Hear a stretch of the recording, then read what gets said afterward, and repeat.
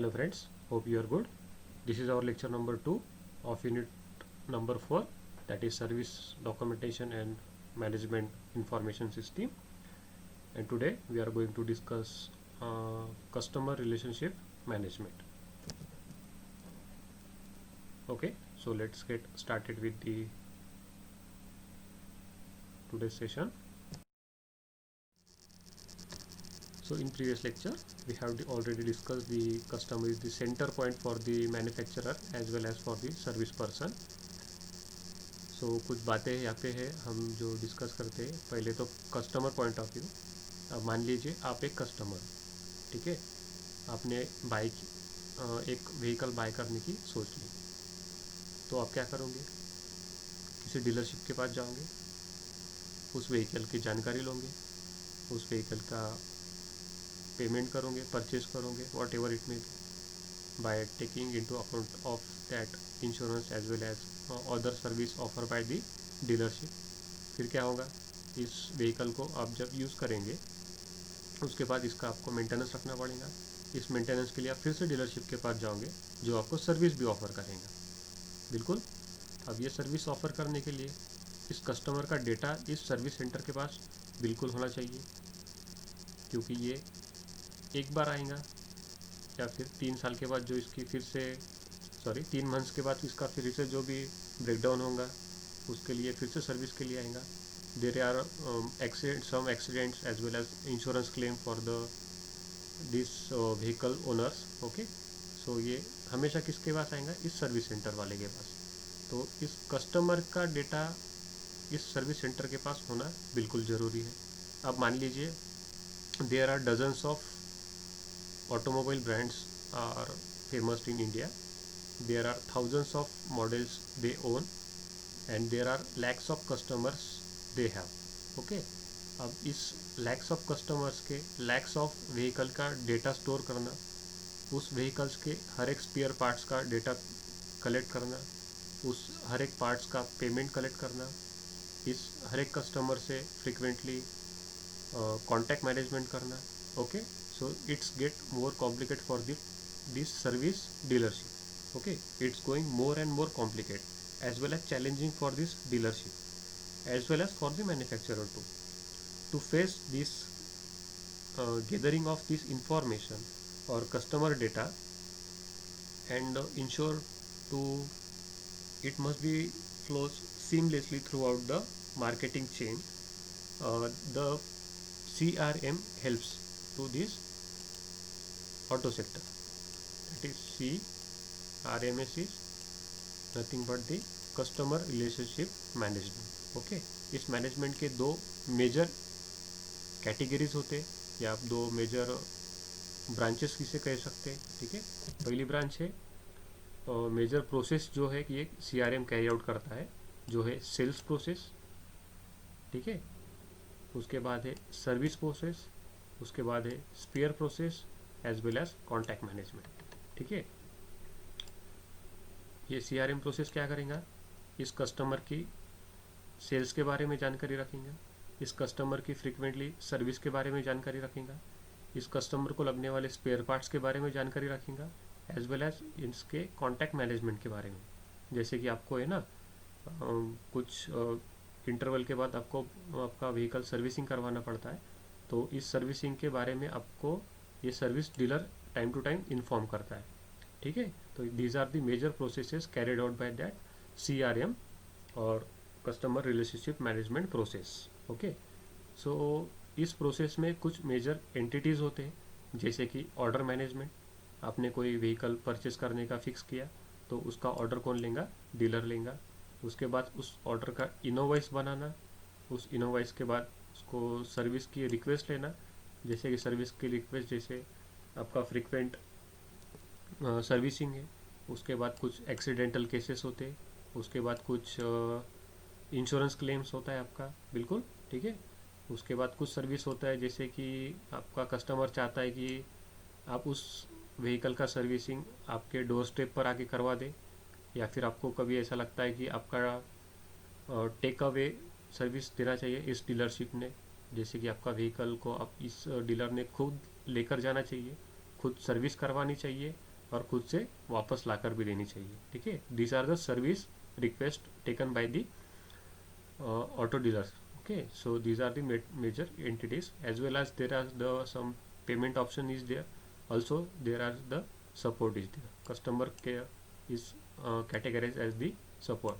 Okay, more there are 24/7 customer care is available for that dealer. Okay, so these are the major processes and major entities categorized under the CRM project, sorry, process. So उसके बाद फिर से हम देखते हैं कि customer किस तरह से जुड़ा होता है आपके डीलरशिप मैनेजमेंट से। सबसे पहले होता है सेल्स, ठीक है। Sales is the first impression for that customer, it is a first interaction with that dealership, ठीक है। सबसे पहले डीलरशिप का कस्टमर से इंटरेक्शन कब होता है? जब वो डिसाइड करता है कि किसी व्हीकल को उसे परचेज करना है, ठीक है। तो सेल्स के दौरान कस्टमर का सबसे पहले इंटरेक्शन होता है आपके डीलरशिप से। उसके बाद आता है सेल्स की ऑर्डर लेना, ठीक है। इस कस्टमर का जो भी ऑर्डर होगा, जिस भी वेरिएंट का ये व्हीकल लेना चाहता हो, जिस ब्रांड का ये व्हीकल लेना चाहता हो, ठीक है। उसके बाद कुछ मॉडल्स होते हैं, जैसे कि बेसिक मॉडल, सेकेंड टॉप और टॉप एंड मॉडल्स वगैरह वगैरह, ठीक है। इस सेल्स की ऑर्डर आने के बाद ये कस्टमर का इनवॉइस जनरेट होता है। Invoice is the nothing but the you can say दी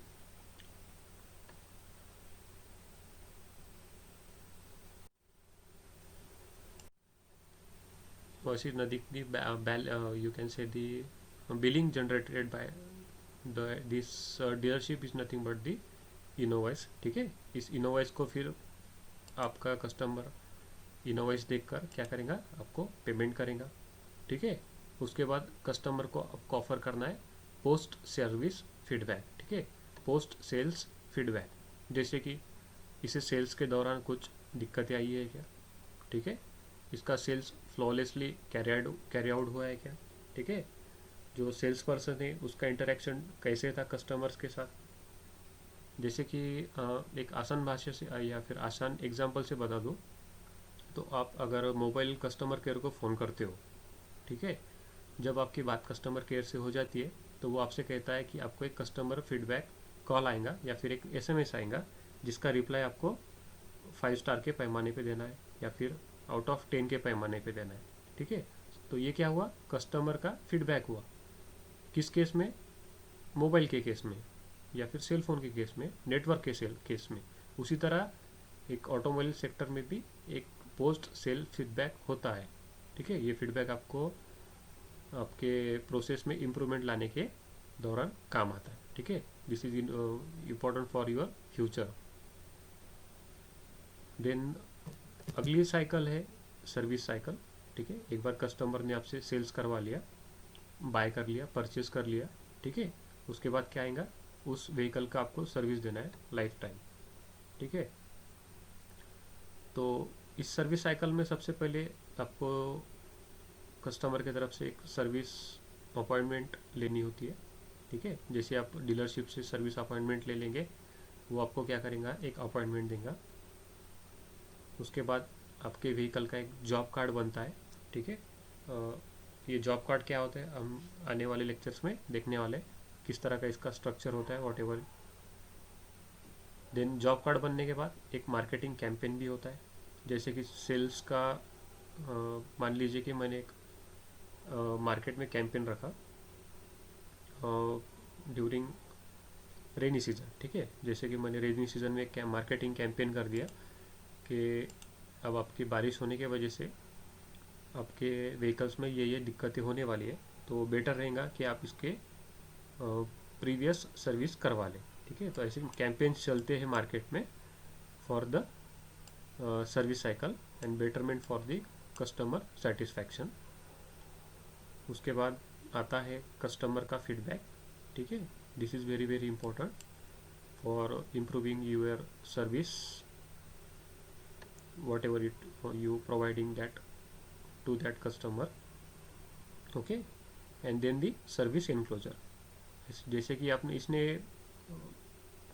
आपका सर्विस कंप्लीट करवा लिया तो आपको ये एनक्लोज भी करना पड़ेगा। बिल्कुल जैसे कि यहाँ से सर्विस पॉइंट शुरू हुआ, यहाँ से कंप्लीट हो गए। ठीक है, मान लीजिए इसे सिर्फ ऑयल चेंज करवाना था, तो इसने ऑयल चेंज करवाने के लिए आपसे सर्विस अपॉइंटमेंट ली, आपने उसका जॉब कार्ड बनवा दिया कि इसको सिर्फ क्या करना है, इस व्हीकल का ऑयल चेंज करवाना है या टॉकअप कराना है। देन मार्केटिंग कैंपेन इस साइकिल में नहीं आएगा, आप कस्टमर का फीडबैक लेंगे, जैसे कि आपका इंजन स्मूथली चल रहा है वगैरह वगैरह। ठीक है, देन अगर ये कस्टमर का फीडबैक ओके होता है तो आप क्या करेंगे, सर्विस का इनक्लोज कर देंगे। तो ये रहा इस सर्विस साइकिल के बारे में। इसी तरह का और एक साइकिल होता है जिसे कहते हैं क्वालिटी इंश्योर। बिल्कुल जैसे कि कस्टमर ने जो से व्हीकल परचेस किया है, आपने उसे सर्विस दिया है, उस सर्विस की क्वालिटी चेक। ठीक है, समझ में आपके 3 साइकिल। कस्टमर ने आपसे फर्स्ट इंटरेक्शन कब किया, सेल्स के समय। आफ्टर सेल्स आपने उसे क्या दिया, सर्विस दिया। अब सर्विस की क्वालिटी क्या है, इसे आपको क्रॉस चेक करना है। तो सबसे पहले आपका क्वालिटी इंश्योरेंस के 4 टूल्स है जो कि इंश्योर करते हैं good quality. The customer feedback और customer survey is the very good tool for insuring your quality. आप कस्टमर को क्या करोगे, एक पेपर फॉर्म में, पेज फॉर्म में, डॉक्यूमेंट फॉर्म में आप क्या करते हो, उसका फीडबैक लेते हो। ये फीडबैक आपके पेपर फॉर्म से ज़्यादा आज बहुत मॉडर्नाइजेशन हो गया है। जैसे कि आपका सोशल मीडिया पे आपका फीडबैक चलता है, यूट्यूब पर फीडबैक चलता है। ठीक है, थर्ड पार्टी की तरफ से ये फीडबैक किया जाता है। So this survey helps you to ensure the better quality. उसी तरह से एक लॉयल्टी प्रोग्राम होता है। जैसे कि कॉमन प्रैक्टिस क्या है, अब ये जैसे कि इस व्हीकल को आपने जो परचेस किया था, मान लीजिए उसके साथ आपको 3 सर्विसिंग फ्री में मिली। ठीक है, 3 सर्विसिंग क्या मिली, आपको फ्री मिली। आप क्या करते हो, 3 सर्विसिंग इस डीलरशिप के साथ फ्री जब मिलती है तब आप इससे करवा लेते हो, लेकिन आफ्टर 4th सर्विसिंग को आप क्या करते हो, बाहर चले जाते हो। कोई भी लोकल मार्केट का जो भी सर्विस सेंटर वाला होगा, ठीक है, कोई भी ऑटोमोबाइल सर्विस सेंटर पे आप जाते हो, उसके तरफ से करवा लेते हो। ठीक है, अब आप क्या करते हो, आप डीलरशिप के पास नहीं जाते हो। क्यों, क्योंकि हो सकता है आपको इसकी सर्विस कोई पसंद ना आई हो सकता है आपको इसके जो मार्केट रेट्स है वो हायर लगे, वॉट एवर इट में भी। ठीक है, there are number of factors which depends. Customer आपसे आपकी 4 सर्विसिंग में करवा के लेंगा पेड या नहीं। ठीक है, तो अब ये कस्टमर क्या करता है, बाहर से करवा लेता है। ठीक है, ये फिर से डीलरशिप के पास नहीं आता है। क्यों, क्योंकि वो लॉयल आपका कस्टमर नहीं रहा। हो सकता है आपको कुछ ना कुछ वो कहीं ना कहीं आप उस कस्टमर को प्रॉब्लम क्रिएट कर रहे हो, इसलिए वो आपके पास 4th सर्विसिंग को नहीं आता। 3 के लिए क्यों आया, क्योंकि वो फ्री थी। समझ रहे हो आप, हालांकि उसे 4th सर्विस भी बाहर पेड करवा नहीं लेना पड़ेगी, लेकिन वो आपके पास नहीं आता है। तो आपको ये इंश्योर करना पड़ेगा कि कस्टमर आपके सर्विस सेंटर से लॉयल रहे। ठीक है, तो उस क्वालिटी, उस हाइट की क्वालिटी आप उसको प्रोवाइड करनी ही पड़ेगी, तब जाके वो क्या करेंगे, आपको लॉयल्टी प्रदान करेंगे। ठीक है, उसके बाद आता है मार्केटिंग कैंपेन। ठीक है, इस बारे में आप डिस्कस कर चुके हैं, आपको मार्केटिंग करना पड़ेगा। ठीक है, देन कस्टमर का 360 व्यू, ये भी बहुत इंपॉर्टेंट टूल है। ठीक है, इस बारे में और आने वाले लेक्चर्स में हम और डिटेल में देखेंगे customer 360 views. Okay, so this is all about 3 cycle, the customer cycle, service cycle and the quality insurance। इसके साथ साथ हमने प्रीवियस स्लाइड में देखा कि मेजर प्रोग्राम्स प्रोसेसेस कौन से हैं, as well as major entities कौन से हैं CRM प्रोजेक्ट में। सॉरी, मैं बार बार प्रोजेक्ट यूज़ कर रहा हूँ, प्रोसेस में। ठीक है, CRM प्रोसेस में, that is customer relationship management. This customer relationship management helps you a lot for your business and for the business persons, for the salespersons, to detail fitting bonds to customer who stroll into the dealership। ठीक है, तो as a automobile diploma holder आप मे भी future में जाकर, किसी service centre पे काम करने लग जाओगे, ठीक है, एज अ सेल्स पर्सन, तो इस सभी साइकिल्स के बारे में आपको जानकारी होना बहुत ज़रूरी है।